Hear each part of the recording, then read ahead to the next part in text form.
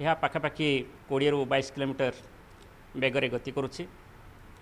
तेणु यही बात्यार जो लैंडफॉल प्रोसेस बर्तमान आरंभ हो जाइए। यार जो क्लाउड बैंड बर्तमान उत्तर आंध्र प्रदेश उपकूल अंचल एवं दक्षिण ओडिशार उपकूल अंचल रे प्रवेश करुच्ची एवं आम अनुमान करुचु जे आसंता 3 घंटा मध्य यही बात्याटी कलिंगपट्टनम उत्तर को प्राय 25 किलोमीटर दूर रे उपकूल को अतिक्रम करिबो एवं पाखापाखि 3 घंटा लागिबो एंटायर लैंडफॉल प्रोसेस कंप्लीट होगा पाए। तबे सर तार प्रभाव रे वर्तमान पवन स्पीड केते रहिबो, पवन बेग केते रहिबो एवं कौन रही अन्य सूचना सर? वर्तमान जो पर्यवेक्षण आम पाखे हस्तगत होइछि से अनुसार पूरी 31 किलोमीटर प्रति घंटा पवन रिपोर्ट कर 5:30 समय। गोपालपुर 26 किलोमीटर प्रति घंटा पवन रिपोर्ट करिछि।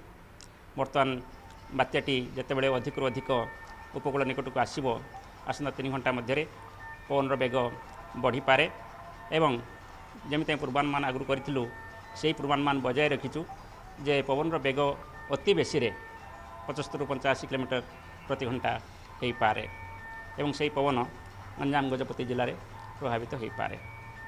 तेबे सर बालेश्वर, कटक, जगतसिंहपुर, केन्द्रापड़ा ये सब उपकूलवर्ती अंचल किसी सतर्क सूचना रही? से सब जिला मानक पवन बेग कम रहिबो, प्रायतः 40 ରୁ 50 किलोमीटर प्रति बेगर पवन प्रभावित हो पारे निकटस्थ उपकूल अंचल रे जेपरिक उत्तर ओडिशा उपकूल अंचल। बात्या गुलाब धीरे धीरे पश्चिम दिगु गति करी 5:30 समय उत्तर आंध्र प्रदेश उपकूल पाखरु प्रायतः 30 किलोमीटर दूर रे केंद्रीभूत अच्छी। गोपालपुर पाखरु दक्षिण को प्रायतः 100 किलोमीटर दूर रे एवं कलिंगपट्टनम पाखरु प्रायतः 55 किलोमीटर दूर रे केंद्रीभूत अच्छी।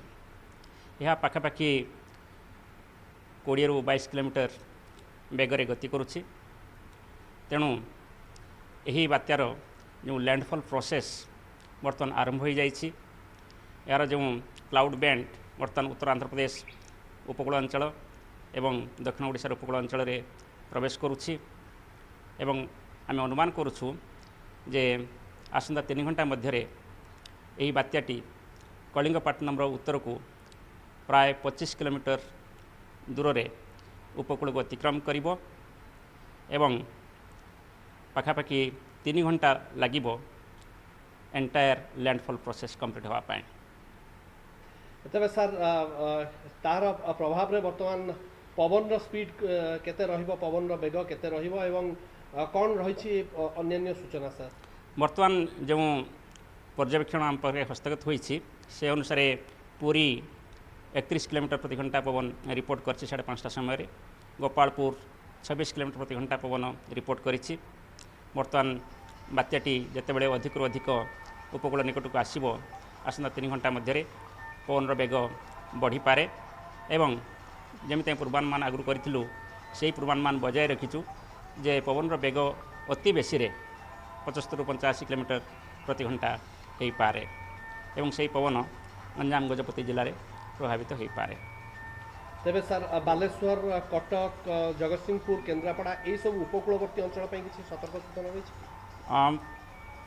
से सब जिला मानक पवन बेग कम रहिबो, प्रायतः 40 ରୁ 50 किलोमीटर प्रति बेगर पवन प्रभावित हो पारे निकटस्थ उपकूल अंचल रे जेपरिक